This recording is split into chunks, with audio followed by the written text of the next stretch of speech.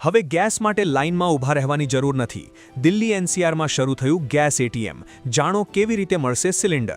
પશ્ચિમ એશિયાના સંઘર્ષને કારણે સર્જાયેલી એલપીજીની અછત વચ્ચે ભારત ગેસે ગ્રાહકો માટે એક શાનદાર સુવિધા રજૂ કરી છે.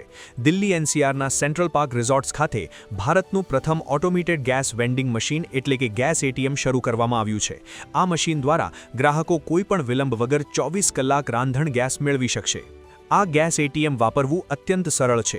ગ્રાહકે માત્ર પોતાનો રજિસ્ટર્ડ મોબાઈલ નંબર નાખવાનો રહેશે, જેના પર એક ઓટીપી આવશે. વેરિફિકેશન બાદ ખાલી સિલિન્ડર મશીનમાં મૂકવાનું રહેશે, જ્યાં તેનું વજન અને સ્કેનિંગ થશે.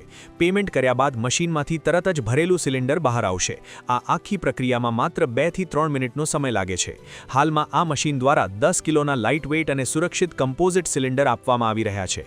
આ સ્માર્ટ મશીન સ્ટોક ઓછો થતાં જ ઓટોમેટિક એલર્ટ પણ મોકલે છે, જેથી ગેસ ખૂટવાની ચિંતા રહેશે નહીં.